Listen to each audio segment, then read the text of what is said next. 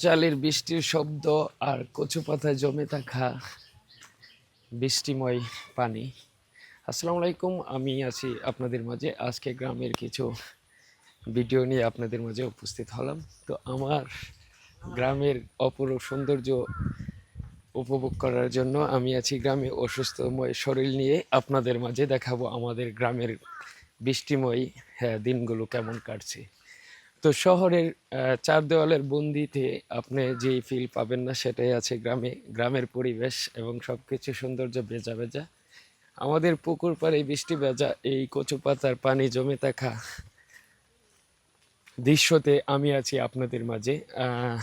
এগুলো হচ্ছে শুলা, হুলা নাকি শুলা। তো এগুলো হচ্ছে জানি না কে বা কাহারা রাখছে।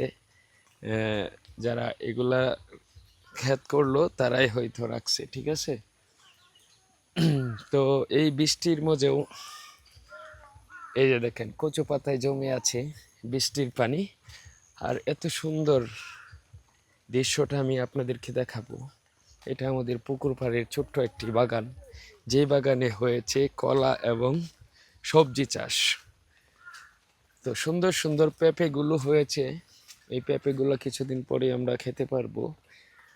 দেখেন কত সুন্দর সুন্দর পেঁপে, তারপরে কুমড়া। এগুলো হচ্ছে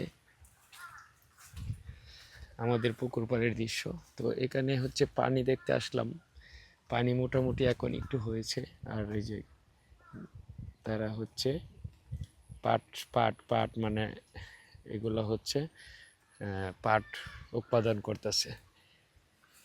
তো আমার কাছে খুব ভালো লাগতেছে অসুস্থময় শরীরে যখন আমি হচ্ছে এই বৃষ্টির মধ্যে বাহির হই। কারণ আমি হচ্ছে সারাদিন শুয়ে থাকতে পারি না, যার জন্যই হচ্ছে বাহিরে আসলাম। তো কেমন লাগলো আপনাদের এই ভিডিওটা? আমাদের পুকুরে অনেক পানি হয়েছে, বৃষ্টির পানি।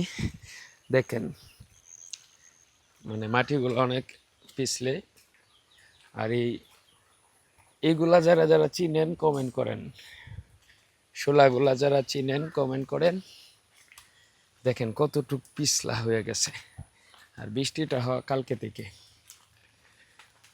আপনারা যারা এখনো এই বৃষ্টিময় সময়ে চার দেওয়ালের ভিতরে বন্দি আছেন, একটু বাহির হয়ে অবশ্যই বৃষ্টিটা উপভোগ করুন। ও, এই যে এখানে আরেকটা আমাদের ছোট বাগান। তো আমাদের বাড়ির সামনে খুবই ভালো লাগে এই সময়টা কাটাচ্ছি। তবে কারেন্টের অনেক সমস্যা।